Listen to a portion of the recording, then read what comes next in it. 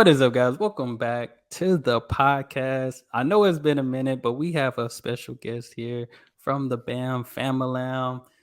Introduce yourself. This family definitely got some amazing content. I've been learning a lot from their channel about Australia, and definitely got to get there. So this is my second. This is my other family, the go-to family to learn about Australia. So BAM Famalam, you would like to introduce yourself for us? Oh, hi, Dar. Thank you so much for inviting us on and for such a lovely intro as well. Right. So I'm Maz and I'm part of the BAM Famalam. So together with my husband, Ben, Mhm. we run our channel and we moved to Australia in 2016. So 7 years ago now, with three of our Nice. daughters.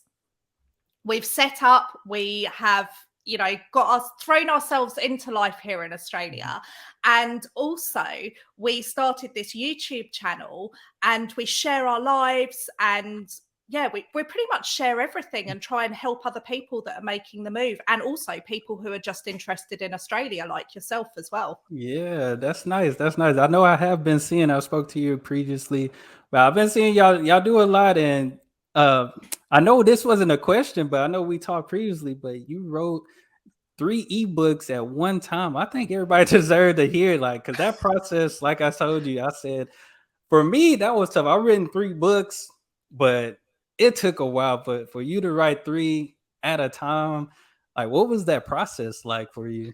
Oh, well, we get so many messages in our DMs Hmm. of people asking all the same questions. They all want to know, how to do everything. Hmm. They're all worried about making such a big move and whether it's going to be the right move for them. And they all want to know all the ins and outs of everything so that they make all the right decisions when they're moving. Because obviously, as you can imagine, it would get Right. costly and it's Yeah. time consuming and it's really very frightening. Right, yeah, so for sure. so for them to see us who have already done it, they want to know all the answers to their Mhm, questions. And I thought, do you know what? I need to write these books. We've got so much information. We're on the mhm, ground. So I'm going to write these books. And I split it into should I move to Australia? mhm, A guide to moving to Australia, and then also one for people arriving in Australia. And instead of doing it in different chapters in one book, I split it mhm. into three books Oh, to make it easier so that if someone's already got their visas and they've already done mhm, everything, they can just get the part of the book that they actually need. right. So that's why it was done in three books. But it was a really stupid thing of me to do, to be honest with you, because I've never written a book before. Right. And so to say I'm going to write three was absolutely ridiculous because, as you know, as a writer, Mhm. it's a lot of work. Yeah, everything start kicking in, that writer's block, things that you probably knew an hour ago, then once you get back to writing, like, "What was that thing I forgot to write? What did I do?" Like, Oh, I have notes, like, I had to put stuff in my notes. I think I have notes all the way back from, like, 2016 that's still in my phone because, like, once it hit my mind, I have to write it down because I can yes. forget. So I can just imagine 3 at a time is like, "All right, this information can go in this book." Then you're like, "Well, a little bit of it can go in this book too." Then you're like, "Oh, you know what? Maybe a little bit can go in this one too." So it's like you gotta piece it all together. You got one thing that could possibly be in all three books, type of thing. So, but yeah, Yes. I And definitely applaud you on that though. That's tough. Oh, thank you. Well, as you know, as a content creator, sometimes you're feeling more creative than other times. And so you just have to Exactly. blast it out when you're feeling Hmm. that creative energy. And that's exactly what I did. Like yourself, I have notebooks upon notebooks upon Hmm. notebooks, and I get through them very quickly because I write everything down. Yeah. Um, and you also, I think, when you're doing something for yourself, you have so much passion, and because Exactly. people come to us and people thank us for for helping them Hmm. with their move, and to get them kind of into it. And I think having that relationship with our viewers, Hmm. it really spurs us on, Yeah. and it gives us so much energy, and it makes us have an amazing amount of passion to be able to do those kind of things, because you do need that passion to do Yeah. something like that. Exactly, and you're absolutely right because, like you said, people looking for an answer, and you got the answer. Not only do you have the answer, you're approachable, easy to work with type of. So people are looking for somebody that's gonna not only give them that answer, but help guide them through there. So I think that's important, and that's what I see. But like that's tough. That's still, I think you're doing a great thing. Oh, thank That's you. what your experience. 'Cause experience, we know, but experience the best teacher. Anyway, we can jump that line on certain experiences in life. We don't always have to bump our head. Somebody already bumped their head and knew the processes, and now we Well, just got to get to them.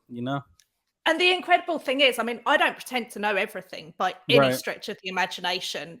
I'm not an immigration agent. Hmm. I'm just me, and I just throw myself into whatever I Right. do. And sometimes I make mistakes, and that's Hmm. fine. I talk a lot about my mistakes as well, or our Right. mistakes, mine and Ben's. Hmm. Um, but it's about saying as well, do you know what? I don't know the answer to that, but I do know where to get the correct Right. information from because of that experience. I Hmm. know that you don't go to certain places, that you go to others, and Right. it's about sharing that information as well so that people don't go down a rabbit hole of getting bad advice. It's just making sure Right. that people are going to the right places, and they Mhm. can also take advice from us because we've also done it and been there. Right, trial and error, always good to have. Yes. Even though the error part sucks sometimes, but Oh, just like you said, just experience and tell them, hey, this is from our experience. This is our trial and error moments and stuff. But it's that part like of the fun. It really is exact part of the fun.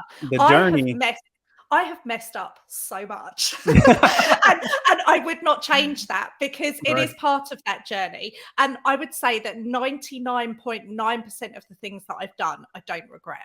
Yeah. And I've made a lot of mistakes. Yeah. but you can talk about those things and you can have a laugh about them. It might Exactly. not be immediately, you might not find Right. everything funny as it happens, but in good time you'll be laughing about it. Exactly. Yep. That's one thing you gotta love about the journey. Then you might can be a keynote speaker, helping people on their travel destinations and moving here and there. You probably could go around Oh, the world, be a keynote speaker. That would be cool. They just do use you your know books. That would be awesome. the funny thing is, so before we did YouTube, I hated the camera. And Really? I was really stressed. I've had to go on TV a couple of times, and I was Oh. pretty much running away from the camera. I hate it. I don't know why it made me freeze. And it was something I think in 2020 that I went, do you know, I'm going to fight this fear. I'm going to Yeah. do this. And I'm going to, it might be something that makes me feel really uncomfortable. Mhm. I'm going to force myself to do it, but on my own terms. So the stuff that we do, I said, "Do you know what? If I hate it, that's fine because I never need to show it to the world. Right. With my control of editing, I'm okay with that because if something is really horrific to me, I just wouldn't put it up. Right. I, Exactly. I mean, now I'm at a stage where anything horrific, I'm like, oh, sod it, whatever. Yeah. um, it's just me. Right. Yeah. so I'm not really kind of so possibly over edited as we were in the Mhm. beginning stage because I've become a lot more comfortable and Mhm. I'm kind of at a stage where if anyone sees something that I think is a little bit, I don't know, I look ugly or I say something stupid, I'm kind of like, well, the people that know us and like us, they're Right. gonna get that that's just us and that's just real. Exactly. So yeah, but I don't know Mm. how I'd feel about speaking on stage in front of Yeah. like a lot of people. I'd love I to ain't think gonna. that I could do it. Yeah, I ain't gonna, it's a terrifying thing because that's what I was doing. Like I've been when I first started doing YouTube, I was doing like motivational type of post speaking and trying to. I guess I was trying to be a motivational speaker on that end, Yeah, but it, like you said, it's a lot of ins and outs that you got to learn. Because I actually had a job in education where I'm presenting to students and stuff like that, and it's still terrifying. Even the students that I had them for 8 weeks, and every time I came in, I'm like, ugh, you just have one of those days because you're looking at the lesson you got to present and stuff. Like, I don't know if they're gonna like this or not. And I don't even know if I'm really good at presenting this type of stuff. So it can be challenging, but I think, like you said, you got used to the camera, then you get 2 or 3 under your belt, and you're just gonna start flowing. You're just gonna start flowing. So Yes. it's always cool. Like you said, it's nerve wracking. It's a fearful thing for sure. Yes. But Well, do you know one thing actually, Dart, is that the kids here, or certainly the kids where my kids go to school, mhm. they're already standing up in front of the whole school speaking. Oh And wow. it's something they seem to do from a very early age here. And I think that, Mm. I mean, like yourself, you say that as a teacher, you know, because maybe you weren't used to it, it was a little bit hard sometimes. I Yeah. love the way they do that here, where they literally stick a mic in front of a kid and they stand up Mhm. and speak in front of the school. And because they've done it from, say, like the first year of school, it's Mhm. become normal to them. And so they don't That's real seem to have good. that same fear, which I love. Yeah, because you know the two fears of life is death and public speaking. So that's a great thing. That's one fear eliminated right there.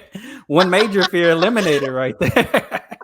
So, but yeah, that's real good. I Oh wish I dear. would have had that because I was definitely nervous. I was a quiet kid growing up, so that probably would have helped out Yeah. a I whole did a lot. little bit in high school and oh my Mhm. gosh, I was so nervous. I did it and I tried to kind of not shake. Yeah. And I tried to be funny as well with my like pre-prepped speeches. But Right. yeah, I mean, I was absolutely horrified. I didn't enjoy the experience at all, but I did get on with it. But I Yeah. reckon, like you said, maybe if you're doing that from the first year of school, when you have that confidence before you get to those awkward teenage years, then Exactly. maybe that would work out well. Exactly, because it always. I feel like you, as a kid, you're a sponge, so you just learn so much, and you're used to so many things. That it does feel awkward when you're a teenager, and now you have to step into doing something that you kind of don't want to do. But like you said, if you're already used to it, you'll be like, oh, you know, I'm used to doing this. No problem, no problem at all. But Yes, it's tough. It's fingers tough. crossed. I'm Yeah. yet to I'm yet to see it all the way through because Lily was 10 when we moved here. So she's not Uh-huh. done, you know, she didn't do that in primary school. And Okay. my other two children are now 9 and 10 years old. Hmm. So they've not got to the really awkward teenage stage yet. Yeah. They So usually start they're around still quite 13, happy. 14. Yeah, usually start around 12, 13, 14. I think, when all that happened. Yes. So, Yes. well, I do have a Yeah. question for you about life in Australia. Um, just speaking with you earlier, it seemed like we talked about, it seemed like life has been amazing for you guys. You know, you have your trial and error moments, but how's life been in Australia for seven years, I believe you said? It is 7 years now. Do you know, 7 I've years. got to be honest with you, it has been a roller coaster, Mhm. and, you know, that those first probably 3 years are very, very hard. You know, I am someone and I would pride myself on being someone who is enthusiastic, who gets Mhm. into a new culture, who really kind of throws themselves in. And my vision before we moved was that, you know, oh, in a couple of months' time, everything will be set up. I'll have my new home. I'll, you know, Yeah. have work. Everything will just be normal. And it Yeah. wasn't. And it did take 3 years. And, you know, you go through friends because you make new friends, Mhm. but not everybody, you know, not everybody is, uh, I guess, out for you. Right, yeah. um, and so you go through a few rogues, and I've heard this is quite normal actually, because speaking to most people they're all saying the same. So, you know, you get through a few friends to begin with Mhm. until you find your people, and that's quite hard, not having that It is. support network that you're used to, that support network that you've had for your whole life. And so you're very dependent on your partner. And luckily, Ben and I have a great marriage. But I've got to Yeah. say, it did test us at points. Yeah. You know, you, you don't settle in as quickly as you imagine. And again, I'm someone who's very positive, but this is just honest, because if I found it a struggle, then I can't imagine that many people wouldn't. Right. So, but in saying all of that, we've had many amazing adventures. We moved from what we thought was our perfect life near the beach Mhm. in a beautiful home. We now have moved to an acreage property, which wasn't on the radar Oh, at all. And so we're yeah. now a little bit away from everything in the countryside. living a new life. So I think life's good. Life's very, very good, and we really can't complain. But it's taken a few turns, Mhm. and it was a roller coaster in the early days. But we've pushed through. At no point have we ever thought we don't want to be here. We've always stayed the same with Mhm. that this is our home and this is where we want to be. So in that sense, it's been amazing. That's good because, like you said, it's tough. Something you expect that will take months took years, and most people would have just said, you know what, maybe this not meant to be. But I believe if you don't go through hard times and go through struggles, then you can't see the good if you don't go through those things. You don't see the outcome. And like you said, something amazing happened to where y'all living on an acre of land, and it's getting there. I It's feel. it's character building for sure. Right, exactly, yeah. So see, it helps you to understand how you react to. I always feel like how you react to certain situations, that's going to determine that outcome too. So it's like, even when they got rocky, I'm sure y'all was like, you know what, just got to change our attitude towards certain Yeah. things, and then we can make those right steps. Because, like I said, that's tough. Because I can imagine just moving to a whole new country, let alone it's a struggle for me when we were moving down the street to our home. So it's like I could just imagine somebody moving, and starting fresh in a whole new country. It's just different. I was like, man, for me, I hated. My grandma moved a lot when I was younger, so we lived all around my town. It seemed so. It's like just imagine packing up everything and saying, let's start fresh somewhere else. Well, That's a I challenge. think moving's very hard wherever you go, isn't it? To pack Hmm. up a whole home and have to create a new home, it is big, whether you're moving down the street or to another country. I think the only difference for us, because that is a big thing to do, the only difference for us is that we then had no family or friends. So, Hmm. Yeah, and, that's and yeah. and we were essentially learning everything from scratch as well, because you think that a Western country, I guess, everything would be pretty similar, but it's not. Right. And you're learning silly little things like how to register a car and what you Mhm. need to pay for, and things that seem like they're normal and that you should know, but you are starting from scratch. It's like Yeah. being a child again in a new country. Yeah, I can't imagine. I can't imagine, but like you said, just in the time that it took, it was character building. And now y'all are helping people, hey, this was our experience, and now we can help you. So y'all definitely gotta make sure y'all get the books. Y'all get the ebooks. Oh, So we're definitely gotta make. basically we're basically helping people to avoid all the mistakes that we made, Right, exactly. and all the things that we now know that have taken us 7 years to kind of build up. Yeah. We're telling everybody from day one. So Yeah. And like, this was our journey. You don't have to experience that. You can skip some of yeah, this stuff so you can get to where you need to be. So, but hopefully we can give them an easier ride. exactly.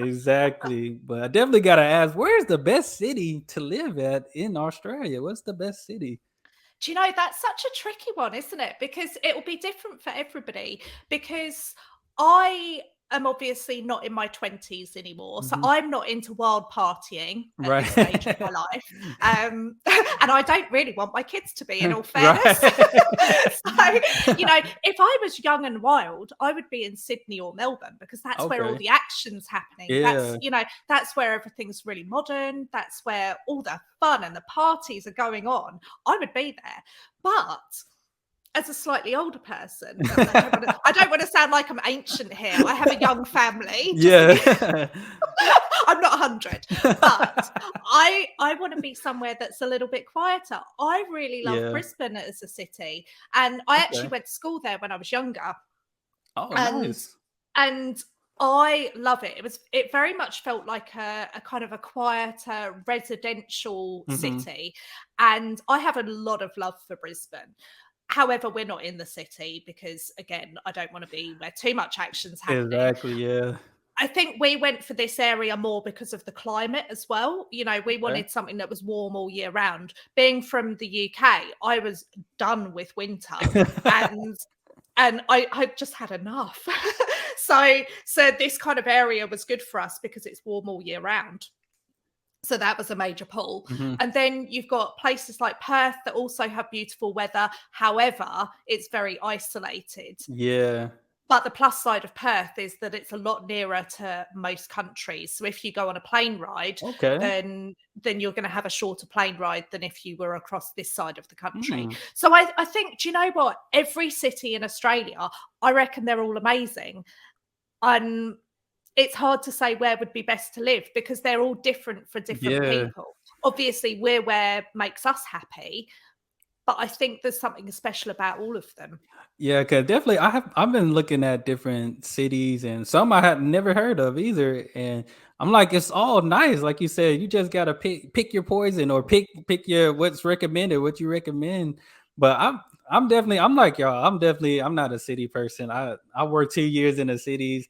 You got traffic. I don't know how the traffic is and stuff in Australia, but I here in Texas, traffic is ridiculous when you're in like big cities. Yeah. It's just ridiculous. So that's why I prefer the countryside. I mean, I've got to say that the cities here are nothing in comparison to where we're from. So, you know, we would be stuck in London for hours upon hours on, Ooh. maybe 2 miles of road. I don't know Mhm. how much that is in kilometers. 3? No, I don't know. I'm not even going to try and Yeah. convert that because I'll look really stupid. but, but we live in the Sunshine Coast area, and it's not a Mhm. city, and the traffic is very quiet. And if I am sat at one set of lights in a little bit of traffic, I now find myself getting irritated, whereas it would be nothing compared to where we're from. Yeah. So I find it so funny that our view of things have changed. Right. And 4 years ago, I went back to England. Ben's mum passed away, and so we went back there for 2 weeks. I accidentally drove through central London because my stupid sat nav on the rental car was basically taking me the quickest distance as opposed to the quickest time to get to the place Right. I was going. And so instead of driving around the center of the city, it took me straight through the middle. And before I realized what it was doing, I was already deep Oh, deep in traffic that I could not get out of. yeah. But That's what I did with my Australian kind of viewpoint now was I pretty much was next to someone. I needed to get into their lane, but there was just so much traffic. uh-huh. So I rolled my window down and I said, "Excuse me, could I go in front of you, please?" Ben was absolutely mortified. And this man, I think this is not London behavior. This man was so shocked that he was like, yeah, sure, go for it. And I Yeah. just, I felt like I started a new way of driving in a busy Yeah. city. Yeah, see, at least they were a little polite. Here in Texas, people were like cut in front of you. They do the most here. It is crazy. I mean, I wouldn't rather be in traffic anywhere. I like you said, I like to get to and fro. I like to get to and fro where I need Yes. to and not get stuck in traffic. But yeah, I can only imagine like being somewhere where there was a lot of traffic to no traffic. Then when you experience some traffic, you're like, wait a minute, something's not right here. What's going on? Oh, I cut someone up on a roundabout because I'd forgotten how narrow the roads Oh, were, and I thought it was one lane. And so I took it up and cut someone up without realizing. oh. And my brother-in-law was like, "Bess, what are you doing?" And he was petrified. He looked absolutely petrified. And I'm like, "Oh, I didn't realize it was two lanes." Like Yeah. I'd Especially forgotten. yeah, especially too. It's a lot. I don't know, and maybe I think I did see a couple of cities in Australia. It's just be a lot of construction going on too. So I know Mm, for us, we have a lot of roads, and now there's like some other roads you can. It just be a lot of construction, and they just change up everything. They work on these roads for like 10 years, and then it's fine. You finally realize that we're driving on a new road. After a couple of years then pass by and stuff. But yes. yeah, I'm trying to get to the point. I wish I can just ride my bike everywhere. That would be nice, Oh, or walk wouldn't that be everywhere. lovely? I think when you're in the Mhm. country, though, I mean, I'm guessing yours is a bit similar to ours. We could not go anywhere without a car.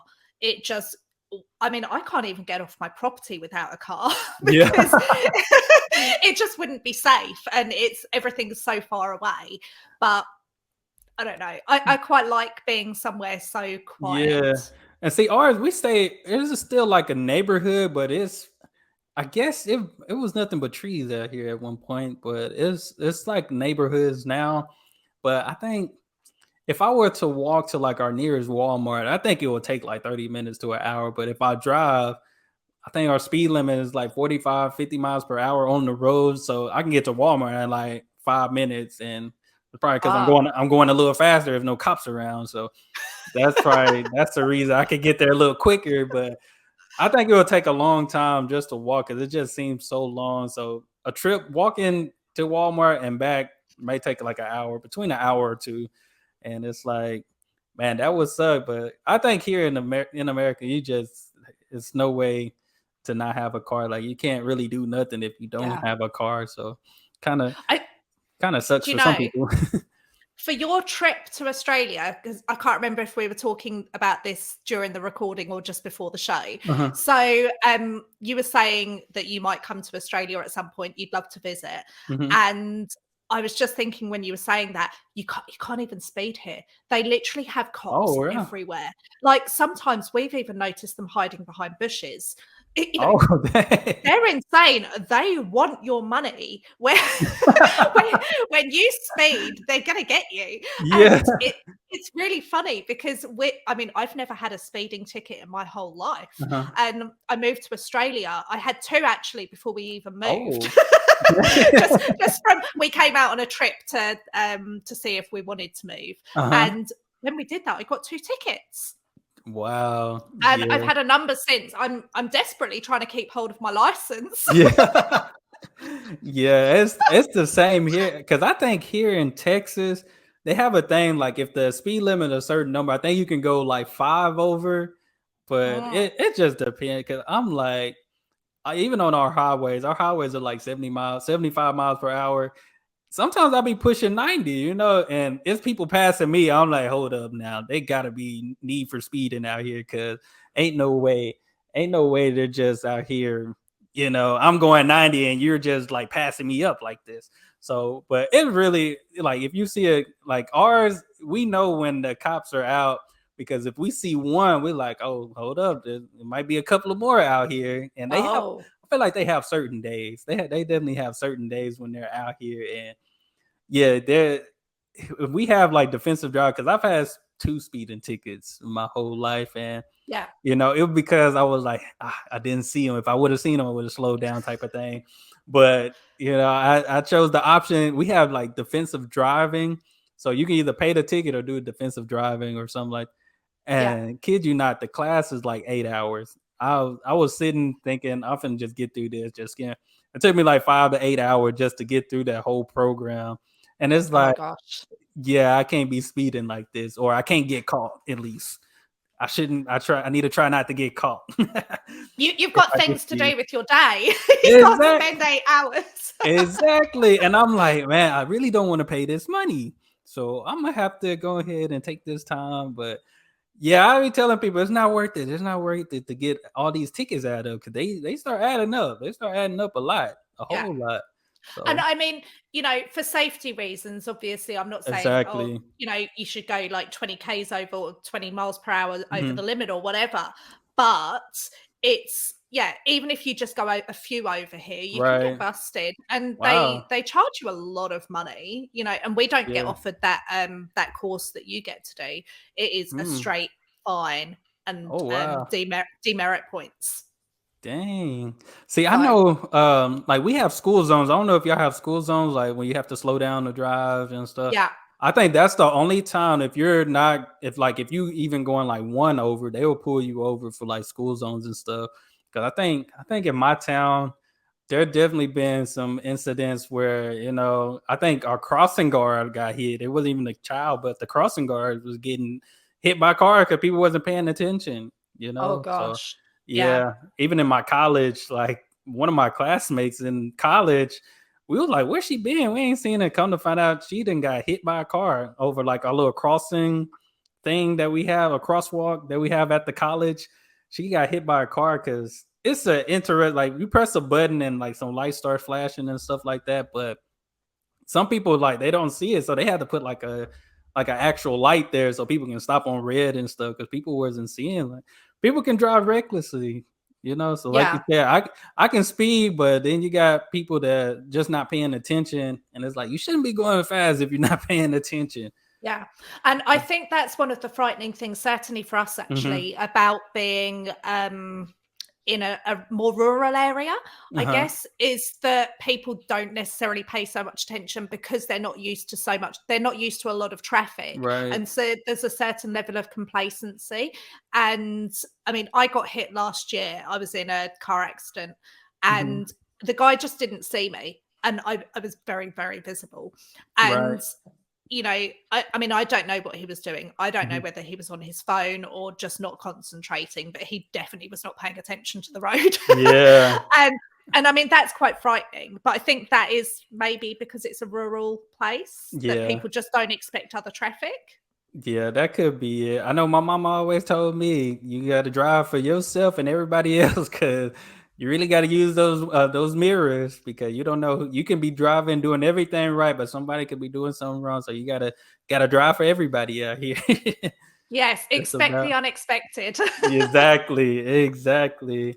And now I know we talked a little bit about just the YouTube, you starting the YouTube channel and stuff, but what inspired you to just say, you know what? Because you lived in the UK for quite some time. I don't know if you have content about the UK, but what made you just No. say, yeah? So what made you just, when you moved to Australia, was it a change of mind, or what just inspired you to just say, you know what? I want to talk about this great place. I want to talk about it. Well, do you know, it was funny, it was actually our viewers because as I mentioned earlier, I actually hated being on video and I had Hmm. this kind of I don't know, a self thing that I really needed to do it to push myself further. It was something that I Right. wanted to do for myself was to do videos. And I really enjoyed making videos. I used to make not as good. They were nowhere near as good. But I used to make videos for family, if it was a special event like my Mhm. brother's 50th or, the little family clips. I used to love putting something together. I thought it was Mhm. really special. And so I enjoyed that. And so we started this family channel and it was initially just kind of, I guess, documenting our family and Mhm. it was just about us.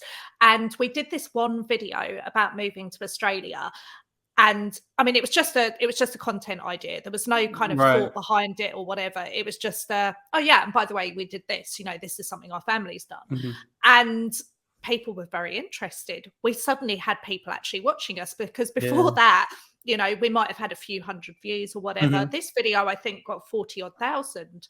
And Oh. so it suddenly jumped and I think it was about 5 episodes in or something like that. So it Mhm. was we hadn't been doing it for long. And so every time we then made a video about Australia, we got a lot of views. And we were like, oh, okay, people actually want to hear about this. And then we would get messages of people Mhm. writing to us and saying, oh, we're looking to do the same. You're really helping us. Could you tell us about this?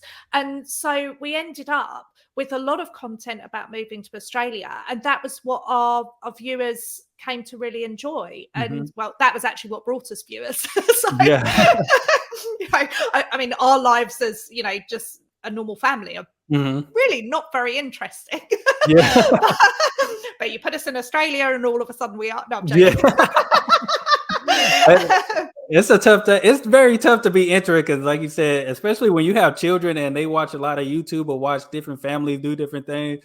I'm like, man, we should try that. And I'm like, no, we don't be doing that on a daily basis or nothing. So, like, No, but like you said, no. you got that inspiration of, people start drawing that interest, and you're like, oh, okay, maybe I can do this. You start, like you said, it just pumps you up and gets you more you start becoming more comfortable. Now you can be yourself. Now that you got basically the right tribe that's coming to watch you, like people really coming for who you are, and it makes it so much more even better just to create the content, just because it's like, wait, I got people actually like needing help. I got people actually reaching out to me. So it's like, now you gotta plan the next video. Now you gotta plan, all right, what's something else I can talk about? Or I know for me doing reactions, I have people, sometimes I'm like, I don't know what my next video is. And somebody can say, hey, check this video out. Somebody can say, hey, you should do a video on. So it's like once you start building up, people actually start helping you with ideas and different things like that. So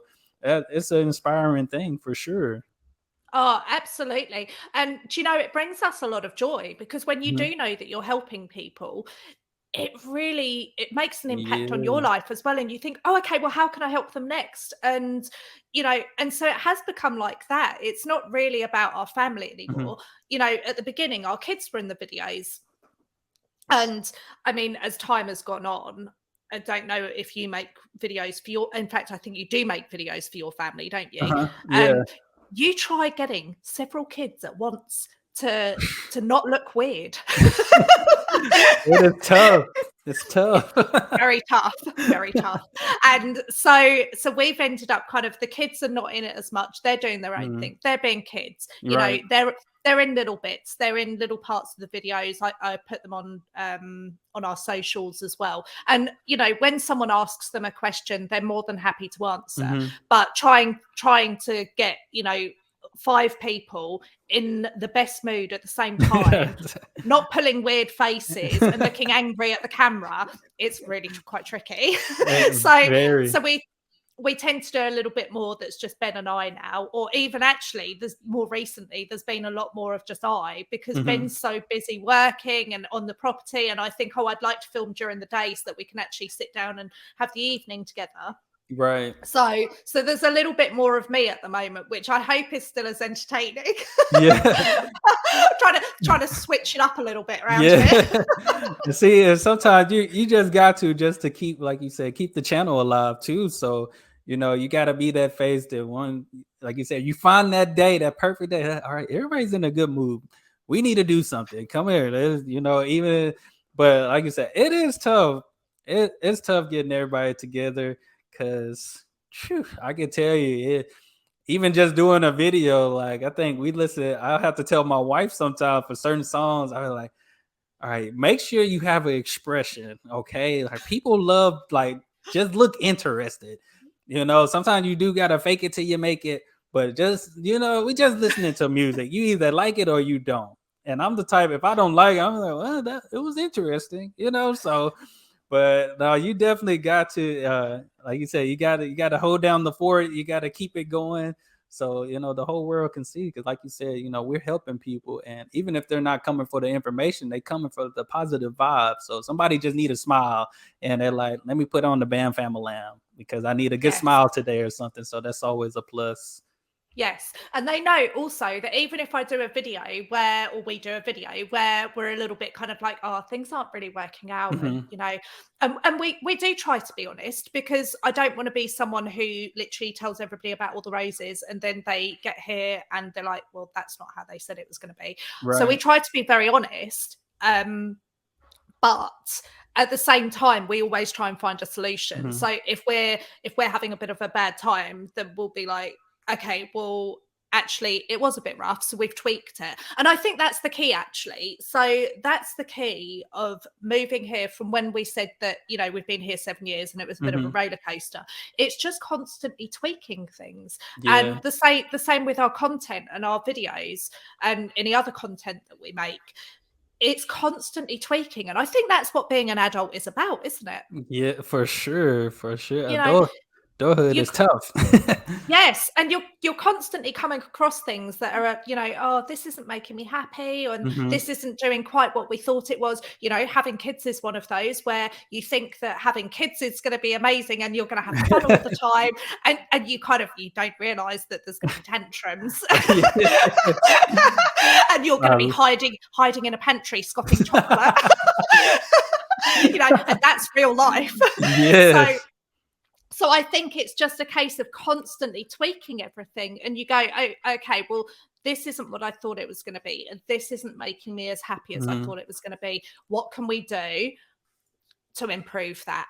And that's the same with being here. That's the same with the content, everything. Yeah, because it's a process for sure. I always say, I know my great grandfather, he passed away when he was like 93, 94. So I'm like, you know what? I said through life, we're gonna always, as long as we're living, we're gonna always have time. Like we're always like you said, it's gonna be year by year. It's something new that's gonna be different, presented to us and stuff. And we really just find it. Life is just about finding yourself. So we're not gonna have that time to really know who we are until we're like in our 80s or 90s, and we can actually look back on what all we did in life. And I think that's the most important thing, because I'm like, man, my experience in my teens were different. My 20s are different. I said I'll be 30 in like 2 years. So I'm like, I know my 30s are going to be different. So, and like you said, just having kids, my life with kids have definitely been different, because I've always been by myself.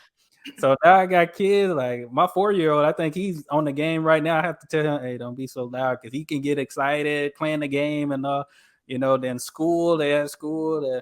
It's just a whole different life. So but it I makes you think appreciate it though.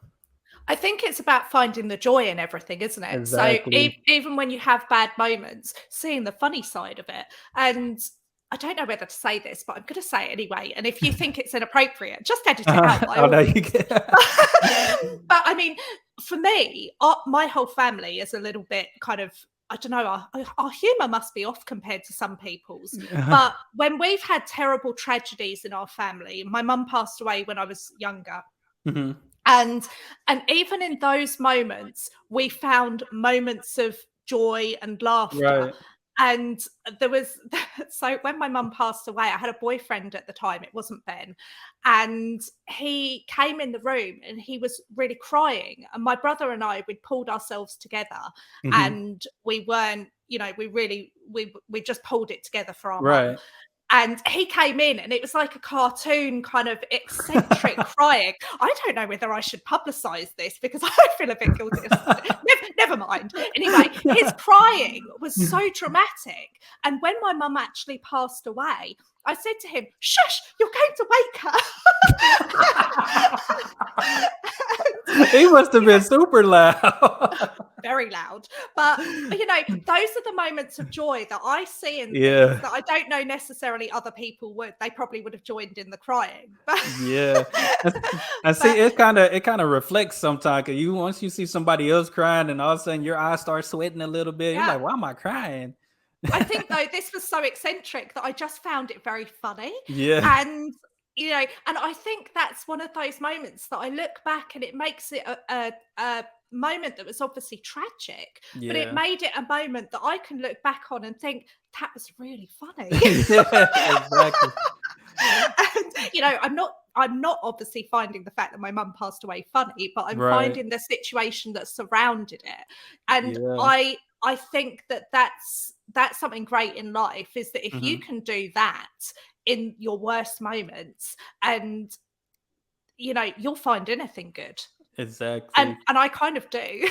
Yeah, and that's what I believe too, because life is all about understanding. We know people are gonna come and go in this world, and it was the fact that we see all this negative stuff that go on in the world. It's like your mom, I'm sure she had a long, good, great life. So it's like, even when people pass away, it can be celebrated as well, just because it's like, well, I know they had a great life, they had a good life, or at least to their standards of a good life. They wasn't just out doing anything, nothing. You know, some people, I want to be that person that grow old and pass away, versus something tragic just happened to me. But it's like, that's all you could wish for, because I know my great grandfather, he was like 93 and stuff, still mowing his lawn and all that stuff. And I think on his 93rd birthday, I think he told everybody, well, guys, this is my last birthday. I just wanted one more birthday. This is my last one. Then it seemed like when he said that, everything like just slowly but surely started happening. And, as time was just up. But he was like, oh, this is my last birthday, guys. That's all I need. Because you got to think, living so long, you see all these different generations. And it's like, yeah, I don't fit in no more. It's time to go. I Do don't you fit know, in what's going on.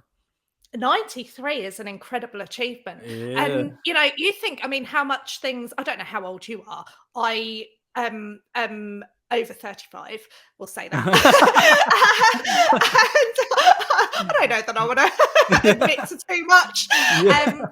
But I mean, things have changed such a lot in Mhm. in those years that I've lived. And you think, oh my gosh, imagine being 3 times that. Yeah. It's so That's a different. lot of change. You know, when I was younger in the 80s, there was no political correctness. People were Hmm. doing terrible things on on telly, Yeah. you know, happily, Yeah. and everything's changed. And I mean, it's not just that. I mean, literally everything, Everything. music, and you know, Yeah. all those things. And you think, how bizarre would it be in 60 years' time? I just Exactly. can't even comprehend that. Yeah, because I tell my boys now because they be like, "Oh, I can't wait to do this when I get older." I be like, "You better hope it's still here because it's gonna be a whole different world." Because there was things Oh, when I was younger, I was like, "Oh, when I get older, definitely gonna go there." I was able to go there one time, and that was it because it closed down, or like you said, just a different world, and that's just how it is. And I said, this world is changing by the couple of years. It's not changing like every decade. It's something new. It's like every year is something different. And I think COVID really kind of proves that how much like the world is changing so much. And you really just gotta adapt. And that's what I find myself doing most times. I'm like, we just gotta adapt to the times because one time it might be high, one time it might be low. And like you said, just thinking about what is this world gonna be like in 60 years? I be thinking, I'm like, we haven't got floating cars yet, flying cars. They said that was going to be a thing, but the they are. Jetsons lied. Well, yeah, they lie pretty much, but it's like what? Now these cars you can charge them and stuff, so the flying cars might be coming. I don't know. I might not be allowed to see it, but it might come. I think the Jetsons Oh, were very, very ahead of their time, and they didn't think we would see this time. I think do you that's what. know? I think in our lifetime, the whole COVID thing, I mean, you just kind of hope that nothing like that ever happens Hmm. again because it has changed everything. And it's Yeah, amazing how much it has changed, you know, from the way that we shop, the way we interact with people. I exactly. went I went to Brisbane yesterday and there were still people, like not everybody, nowhere near everybody, but there were Hmm. still the odd people wearing masks. I'm like, Yeah. oh, okay, I haven't seen that in a while. And you think that was normal to people. Like that Hmm. became a normal. And Yeah. I missed seeing people's faces. Yeah. I wanted to see expressions. I wanted to see their smiles because that gives me energy. Right. And so something small like that changing. Yeah, I mean, the last couple of years have been Yeah. really weird. Because like you Very. said, that changed everything. And it has some negatives, but it has some positives too. And yeah, that I think that was just still a crazy time because it came out of nowhere. It was least expected.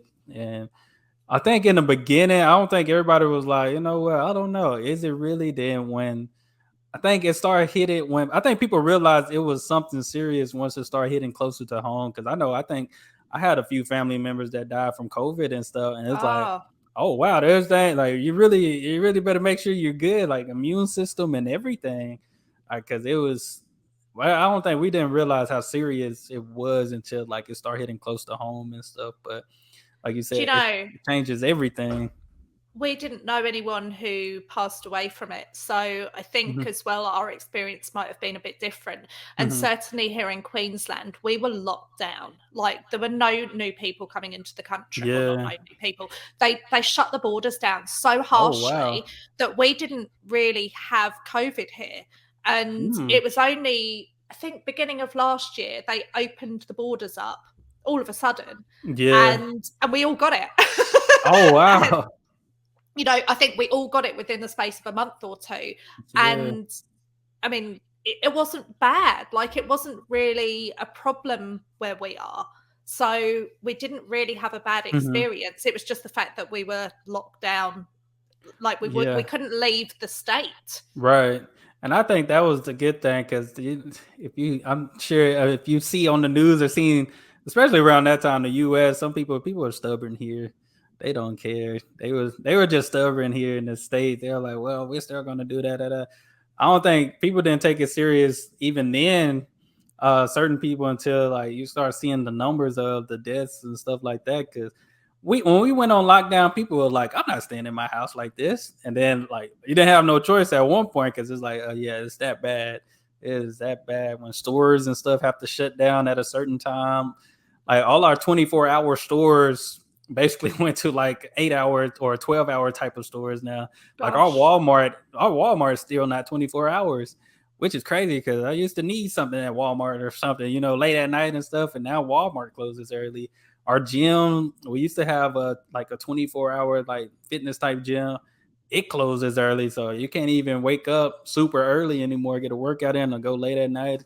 So it's still kind of in certain places, but like you I said, think it's I think it was a real eye opener for us on how good a move that we'd made. And the same as mhm, yourself in a more rural area, you weren't as confined as other people. right. And, I can't imagine if I'd have been in Shanghai in a Oh, two yeah. bedroom flat or something and not allowed out. Like, I can't imagine how horrific that would be with no garden. I mean, Mhm, I was fine in my big house with my family, with my mhm. big garden and being able to go for a walk. And, you know, I just can't even imagine what some people went through of those strict rules. Yeah, I because think I was very lucky. I yeah, didn't suffer. and see, that's what I wish. Because in that time, I think we stayed in an apartment. We stayed in a two-bedroom apartment before we got our house because we was waiting on our house to be built, and it was very bad. Just being in that tiny apartment all day, like we were so bored. Like I think I made a video where one of my another guy that one my buddy of mine, his name Dream Team Neil. We just photoed. My son had, I think he was like 1 or 2 at the time. He had like a little mini basketball hoop.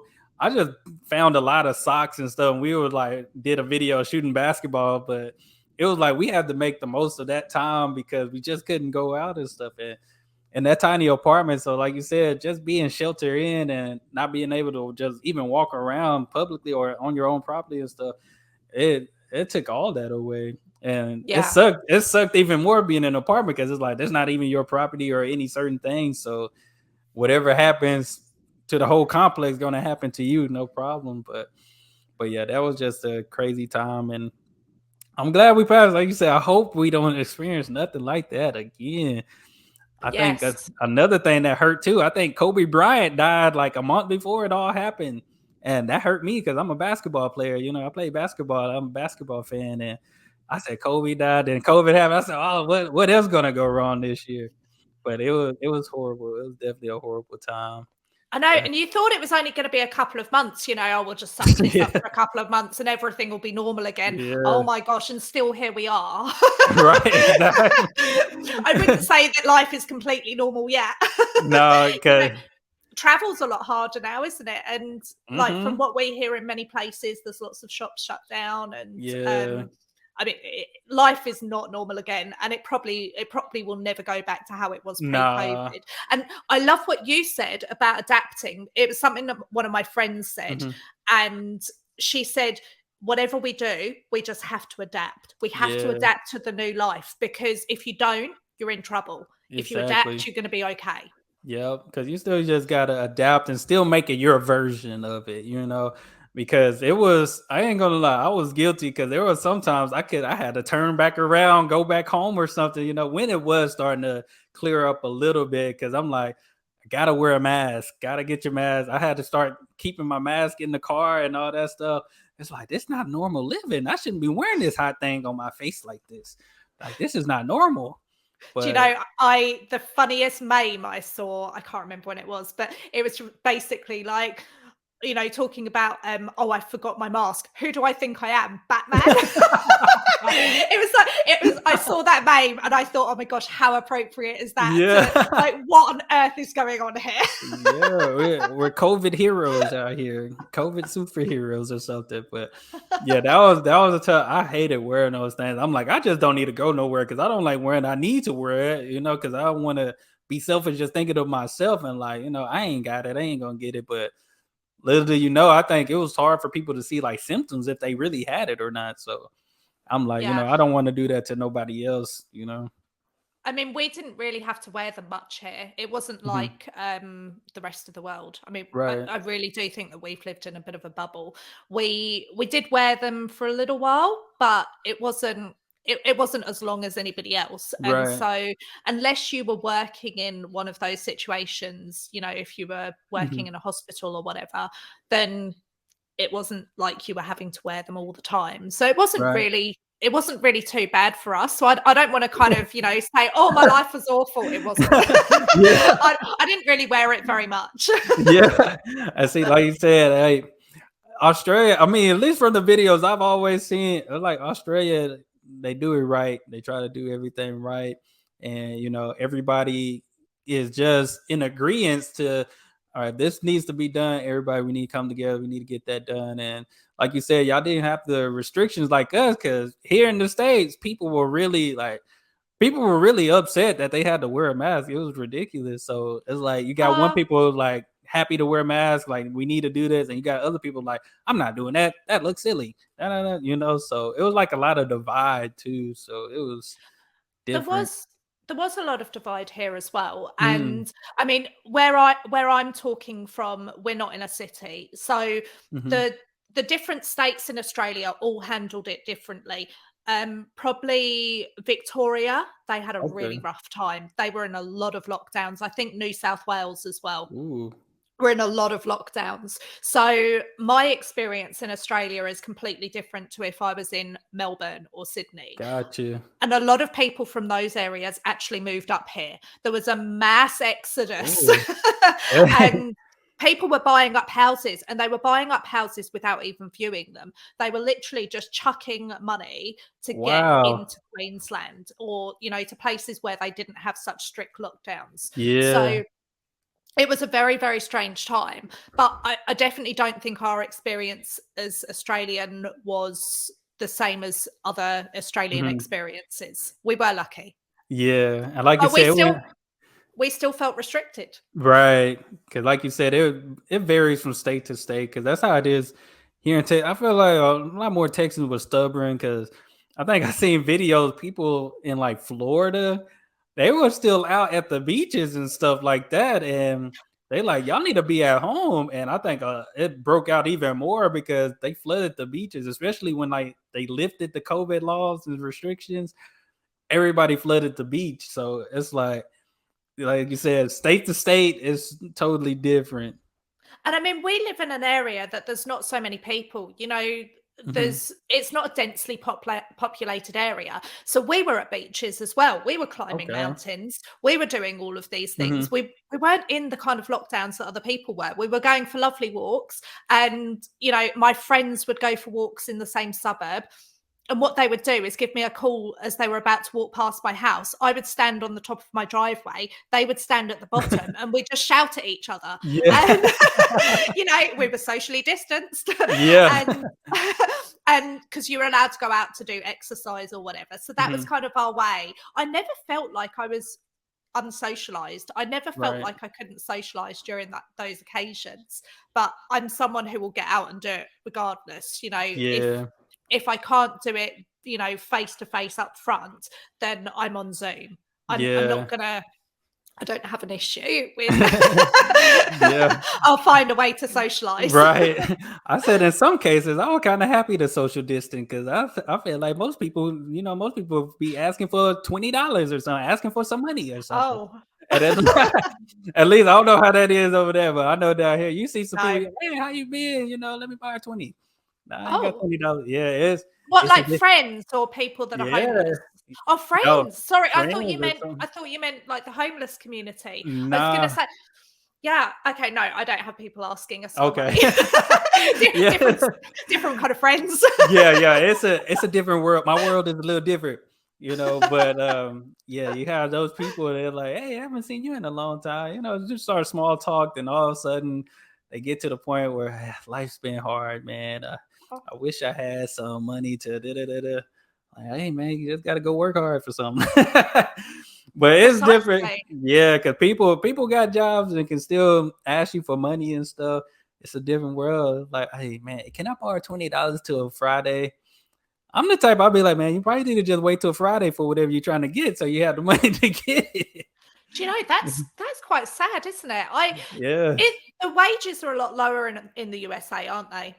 It really depends. I'd say it depends on what you're doing because I mean, like me, I'm just 27, so it's like if you're around my age, surely you've done some stuff or got certifications. Not everybody's going to go to college, so maybe you got certified or doing something to make a little bit more money. But I think some people, like our minimum wage is not good. I think our minimum wage is just like $8. So it's like at my age, $8 is not going to cut it nowhere. But there are like No. warehouse, we have like warehouse jobs and different trade jobs that people can get to make a good living. But I mean, when you're young, I think you can get away with working fast food and stuff. Or if you're a waiter or waitress, that's a little. I say that's different too because like as a waiter or waitress, you know, we have the tipping culture, so people can Yeah. make on the weekend. I've seen people, and I was a waiter too when I was 18, and I had nights working at restaurants on the weekend where I made $200-300 in a day. So it's like that can be a job. That's probably a job some people, but nobody wants to, serve food and stuff like that in that way. But yeah, it's different down here, but you can find if you looking hard enough and have the credentials and stuff, you can find a job. I mean, most people lie on their resumes anyway because they like this job is going to teach me everything. Like no matter what I know, this job is going to teach me about this company. So, but it's just different. I think COVID made a lot of people lazy too because we had a lot of benefits type of thing that people can get if they're unemployed. And I'm not gonna lie, I was fortunate enough and blessed enough to still be able to work during COVID. But people that were unemployed were making more than me. I was like, wow, do I need to leave my Yeah. job to make this money too? Because they was giving out a lot of money. I don't know if they have to. I think they have to pay that stuff back. I'm not sure, but Oh, do yeah, they? it's Because just over here, yeah. I think it was like $750 a week here. I Oh, think it was a decent amount, and it hmm, might not have been as much as everybody's wages, but it was a fair amount. And yeah, I don't have to pay that back. wow, yeah, because I know it's yeah, it was. I think ours was about the same, maybe 600 a week, 600 something. But people can't find jobs. I think COVID made people lazy.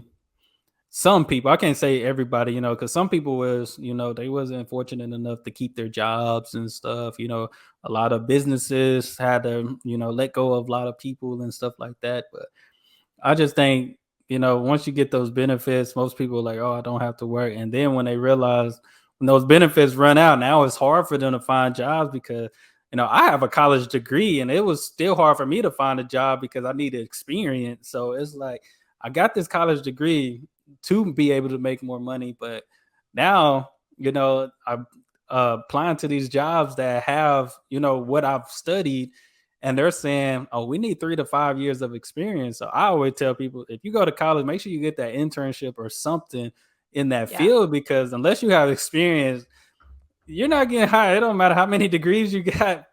They're looking for experience.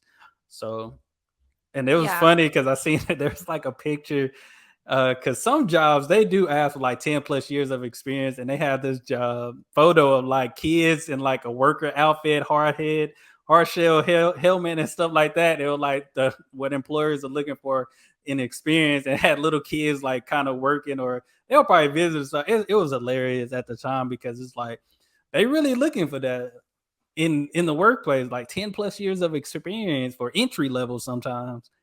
And like, That's who's gonna crazy, have isn't that? it? Yeah, it's like who's gonna have that? So Yeah, that's yeah. quite frightening, actually. And you can see why people would just say, "Oh, well, if I can go on benefits, then you know, you Exactly. you want your college degree to be something that it gets you into a good job from the get go, don't you? Not Right. something that you're having to kind of, I guess, I don't know, do a really poor job for 10 years and not really get Right. anywhere. You spend a Yeah. lot of money getting into college. It should be something that you can get straight into. You would think, but and like I worked in education throughout my college. I wasn't even going to school for education, but because I had the experience, I was like, I might as well be a teacher, because I was working in education and the job I have, like, what am I really gonna find? And I'm like, the kids keep you young, Yeah. because working in some I worked when I was like 18, I went to school for engineering to start, and I'm working with these engineers and stuff. and they're just boring. They're boring people. I'm not gonna lie, but I feel like it would depend on who you're working with, of course. But most time they Yeah. were just themselves and stuff like that. And I was able to talk to one engineer, and the dude was like, "Yeah, I'm pushing my kids not to do this because I lost my family and all that, just working this because I'm at work all the time and all that." And I'm like, I definitely need to change my major because I definitely want to be around my family. I'm not trying to Yes. just be at work all the time. But On that note of keeping like children keeping you young, I don't know if you get it over there. So on Netflix, I think it was Netflix, there was a program, it was a series of mhm. 4-year-olds going into an old people's home, and they were kind of working together, teaching each other things and spending Hmm. time together. And it really brought the youth out in the older people. It Yeah, just, when you said that, it really reminded me of that. It was such a lovely program. Did you see that at all? I don't think we have that on our Netflix here. Oh, okay. Yeah. I can't remember the exact name of it. It was something like, uh, I can't remember. I'll find it and I'll DM it to you. Okay. Yeah. But Because I it think was we have different channels or different movies uh, that are in the different countries. I think. yeah, quite possibly. I just thought it was something so beautiful. And when you say children keep you young, they really do. Because Yeah. when you've got a 4-year-old or a child, any kind of age child around you, Mhm. you're engrossed in what they're doing. And you Yeah. kind of, I guess, join in because it just brings you back a bit, doesn't it? Exactly. They have a lot of energy because I that's why when I subbed, I said if I did teach, end up becoming a teacher, I still be thinking about because I'm like, I don't really want to teach. It's a big responsibility. But I'm like, I will do only probably first through third grade, like those three grades right there. Cause I'm like, the older kids, like you said, they have those teenager phase. I know we've been there, done that, and I know how I was as a teenager. I'm like, I wouldn't want to deal with me. But first, second, third graders, like they just so full of energy and stuff. And I be like, I'm not trying to be bored in here. We definitely going to recess. We definitely getting on these tablets and stuff. So but they just have so much energy, and you just got like you got to match their energy because if you don't, you're just gonna. I can't understand how people can just be angry, so angry at kids all the time. Well, essentially, by wanting grades 1 to 3, you're wanting to get in there before they give you any lip. So Exactly. you're getting Exactly. you're getting the really good part, where they're just fun and they've got confidence and yeah, Yeah. and they're nice. Exactly. Yeah, exactly. But I know I can't say I had when I first started in education in the States, it's a little different. It's a little different here, but I had a kindergartner that was giving me lip one time, and I was like, "What?"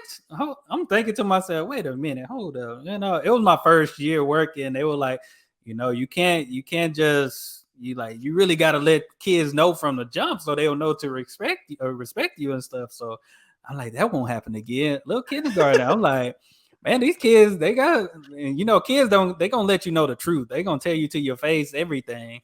So it was an experience. But after that, I try to, earn that respect in the beginning. So, later on they start respecting you more and they know what they can get away with, what they can't get away with you. Cause I'm more laid back, I don't know how other teachers are when they teach, but I'm laid back. If kids are being loud, hey, y'all just quiet it down a little bit. Some teachers will be like, yeah, so or it's certain things that certain teachers would do, but I'm like, y'all can talk, just don't be too loud. I know y'all. I don't know what y'all done in your 6 years of life, but you know, your kids can tell stories. I was just say that kids can tell Yes. you a lot. It's like, have you been here before? Do you But know, it would be quite an enjoyable job. And I certainly see actually mhm, here the teachers are really enjoying themselves. yeah. And it's a real pleasure to see because they're so passionate here. That's good. That's always good to see. Because I feel teaching people don't. This is. I said teachers definitely deserve to get paid more. I said just dealing with other people's kids is definitely a six-figure type of job. You know, I actually think the six-figure job is dealing with those parents because Oh, often, yeah. Oh often my the kids god. aren't the problem. You're absolutely right on that one. Cause man, I have some kids too. They used to tell, I'm gonna tell my parent, please tell your parent. I like to talk to parents to let them know, especially if it's a kid kind of showing out and stuff, But most kids, my parents don't care. Then you talk to the Oh, parent, and it's like, you were right. They really didn't care. Not in the fact of that. It's just the fact that if a kid made a bad decision or something like that, it's like not every kid deserved like a certain punishment or whooping, but they need to understand what they did was wrong, type of thing. And but dealing with parents, it's worse than dealing with the kid. You might as well be talking to the kids than the parents sometimes. Yeah, But that's so sad, isn't it? yeah, You can explain to a child and you can really go through things with them and talk hmm sense. But if you've not got that backup from their home, from their own parents, yeah, then it does make it very difficult. So yeah, that's something I think that I would never be a teacher. But yeah, I think that would be my thing that I would go, I don't think I can do this. I can't yeah. deal with parents. I could deal with kids, not hmm parents. Yeah, it's tough because it for some kids it do kind of suck just because you're like, don't didn't your parents teach you how to? And they're like, no, they didn't. And it's like, oh, dang, that sucks because you're not getting teaching at home mostly, because like with my boys, I straight tell them like we on respect, like you got to respect people first and foremost, and be nice to people. Respect and being nice can take you far in life. You don't want to live a life where you burning bridges with people, then you looking back and you ain't got nowhere to go. You ain't got nobody to go to because you're burning all these bridges. Like, be kind to people because you never know who you're gonna need, who's gonna need you and stuff like that.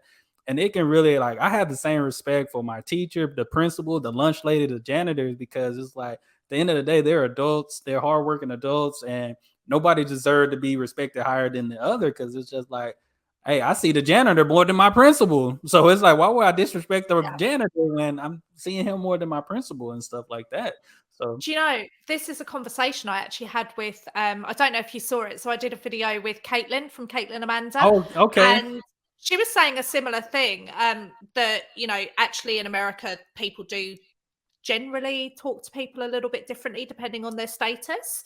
Yeah. And yeah, so to hear you say that, I mean, she's of a similar mindset as you and I, that everybody hmm is equal, and, Yeah. and you would treat everybody the same. You treat everybody with respect. hmm So yeah, it's funny you've mentioned that as well, actually. Yeah. Cause I just I feel like in my life, being kind to people, being nice to people, it takes me far. Cause I remember when I first got into education, like, and it was a time where I was in college. I didn't have a job for the summer and I needed the money and stuff like that. And just because I knew old teachers and principals, they were like, oh, we know D'Artagnan's a good young man. He'll definitely be great for this job. So that's why I always stayed in education, because people knew me. So they always, yes, we need you here. We need you there. We need you. Like my old principal tried to offer me an English job for high school. I'm like, I didn't even study English in college. Why would you put me in this position? But just because they know who you are and who, the family you come from and stuff, it definitely pays off. That's why I try to teach my kids and other kids I encounter, because some kids can be rude, some adults can be rude, but at the end of the day, it's like, even if people being rude to you, you still got to show kindness and just ignore them. Yeah. 'Cause it'll take you Yeah. far. It'll definitely take you far in life. And it's that walking away, isn't it? And separating yourself from those kind of people. That, Exactly. yeah. Yeah. Yeah. But this has been a great talk. I know I didn't want to take up more of your time. I know you probably have a busy day. It's night for me now, but I definitely appreciate We're you being on. we're 11:36 in the morning right now. Oh, we're 8:30. We're 8:36 p.m. Yeah, I checked So, and there was a 15-hour difference. So we did yeah, really well actually to get a time that really fitted. yeah. So I know. Yeah, usually this time works pretty good right here, because I feel like when my kids come from school and stuff, everybody's settled and stuff like that. But I think, I don't know if my wife started dinner. I might have to cook, so I have to Oh. get dinner started and stuff too. Oh, that's a late one. Gosh, you guys eat late. Do you know, Yeah. that's one of the funny things here actually before we Uh-huh. go, is that everything's a little bit earlier. I think it's because Mhm. because we're rural.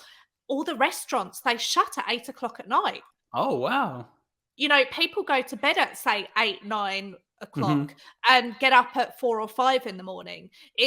Oh. It's very different to what we're used to, and that was another thing that we struggled to fit in with right at the beginning, was that we wanted to go out at 8 o'clock, and we're like, Yeah. "What? Why is everything closed? What's Yeah. going on?" I see that's a norm here. Usually people, I would say some people will go out between 6 and 9 o'clock, whether it's a date night, family night, or something like that. That's usually the typical times. But I think we usually eat before 9 anyways. But certain days, it might just be late, or if I already got what I needed for dinner. But if I didn't, we would have probably went and got some fast food or something real quick. Like, all right, we just need to make this quick. 'Cause my kids, they go to bed. They go to bed about 9:30. So I Oh always gosh. tell them, yeah, I have them go to bed early because I'm like, hey, I got older and I start going to bed late, and it hurts to go to bed late. It really does. So when you got Well, to get up early. they go to bed later than I do. Oh, really? Yeah. My kids are in bed at 7. I'm in bed Uh-huh. at 9. What time did that school start? A little earlier, or So school starts at 8, between 8:20 and 8:30, depending on the child, like depending on the okay? school. See, And ours they start at like 7:15. So it's oh a my little. gosh. And it's crazy because I know growing up, and I think it still happens now. Some kids have to get up at like 5, 6 o'clock if they're catching the bus because the bus routes take like an hour or two, and Yeah. then they're finally in school. So some kids, yeah, they're on the bus. I know I had to get on the bus at like 6:30 or before Yeah. that when I was younger. And I mean, we leave at 7 o'clock for our school run because we don't live close to the school. Okay. So, and I'm dropping off at multiple schools. Mhm. So we do leave at 7. So we're up between 5 and 6 a.m. Okay. So we do that early start. But I mean, I've just always put our kids to bed early because Yeah. it just helps. They're in good moods the next day, Exactly. and there's no drama. Exactly. So so it's helped with us. But 9:30, if that works, that works. Yeah, yeah, I would say my kids, they go, I just like the fact they go straight to bed when when it's time for bed, they go straight to sleep. So it's like, long as they're going straight to sleep and not like looking at the ceiling or, pondering and all that stuff. So I'm like, at least I know they go straight to sleep. Like, get your 7, 8 hours of sleep so you can be, fresh in the morning. Cause like you said, one thing I can say, I don't have no problem getting my kids up for school. So I'm like, that's a plus right there. That's a plus. Just you wait until you have teenagers. Hey, I'll set your own alarms. Like my 11-year-old now, he set his own alarm. He get up, he do what he got to do. I'm like, Yeah. good. You just need a ride to school. I said, once you're able to drive, you on your own on that one. You getting up and Oh, doing what you need to do. I shouldn't have to drive you and take you and stuff. So don't. That's frightening. You'll be wishing when you get to that stage, you'll be wishing to drive them to school. yeah. Where Lily's got her L plates, and I am petrified, like actually petrified. And do you know, I'm a bit of a helicopter mum, in all fairness. Uh-huh. So after my car accident, I had the worst nerves for other traffic, Yeah. and Lily was crossing over this really small road that pretty much had no other traffic on it, actually. And I couldn't control myself. I wound Oh. down the window and I yelled out of the car, "Be careful crossing the road." She was mortified. And I was just like, "I'm really sorry. I knew what I was doing when I was Yeah. doing it. I knew I was out of order and I could not control myself." Yeah, that's hilarious. Now, It's do they frightening. do they have driving schools and stuff, or do y'all teach them? Or Drive-in schools. What's that? I so we actually have schools that teach you how to drive, and Oh, then sorry, you get your driving permit. schools. Yeah, yeah. Sorry, I thought you were saying drive in, like, drive-in movies or Oh. whatever. I was like, drive-in? What? Sorry, driving schools. Yeah, so they do, but people don't tend to do that here because Oh, okay. the kids here, they have to do 100 hours of Oh driving my before they're goodness. allowed to sit their test. So if you did 100 times, I think a driving instructor charges like $60+ per hour. If you were doing Oh that, you'd my be goodness. broke. When you're 17 years old, you can't afford that. And to be Mm. honest, as a parent with 3 children, I'm not paying for all of that. So That's a lot of money. it is. So they tend to just have their parents teach them, which is why, to be honest, some of the driving is a bit ropey around here. Yeah. Um, so yeah, we've been doing all of Lily's driving lessons, and I mean, Ben's done most of it. I've done some. Mhm. I am not the best passenger Yeah. of anyone. I start tensing and grabbing the handle. Yeah. Like, That mother instinct. I feel like my mom was that same way when we were driving and stuff. It's a mother's instinct. I do it when Ben's driving too. Yeah. I'm a nightmare passenger. You know, Yeah. it's not even about being a mother. I'm a terrible passenger. Yeah. I don't know. Have you ever seen the English comedy show Keeping Up Appearances? I haven't, no. Oh my gosh, I feel like you need to watch that. And when you watch it, I want you to remember that I am pretty much like Hyacinth. So I need you to watch that. Yeah. I think you'll find it really funny. I think your humor will kind of work with that. I'm gonna have to check that out. I like a good laugh. Definitely like a good laugh. Yes, it's a very much older show, but it's very, very funny. Yeah, I'm gonna have to check that out. But no, I definitely appreciate you for taking your time out and being on the podcast. This is my first one in a long time too, so I appreciate you for agreeing to do this. This was great. Thank you so much for having me. It has been such a pleasure. I've had a lot of fun. Yes, ma'am. And you can let everybody know where they can find you on Instagram, YouTube. I'll definitely put your links in the description for everybody to subscribe to your channel and follow you on Instagram and different things like that. So yes. Well, we're at the BAM Famalam and the website is thebamfamalam.com. But yeah, I mean, Dar will put all of that so you get all the correct spellings into the links. And yeah, we'll see you over there. Yeah, so I appreciate you. Definitely have a great night. I hope everybody enjoyed this. This was good. We actually been talking longer than what's on the how long this video gonna be. We actually been talking longer than that. But this has been good, you know. I had a great time, uplifted my spirits and stuff. But yeah, this was great. I appreciate you. Maz, what you say, Kat? What was how do I say your name? Maz. Maz. M-A-Z. Yeah, M-A-Z. Okay. Got you, Maz. And shout out to Ben. I know he wasn't able to join, but we appreciate you guys for making some great content about Australia. Oh, thank you. He's actually keeping the kids quiet. He's at the beach with the dogs and the kids. Oh, perfect. So he was still here in spirit. He was working. He was working on the other. Yeah. He was working with us. Yeah, working with us for sure. But no, I appreciate y'all. But that's all we have. Y'all be blessed, be the best, and be you. I'm out.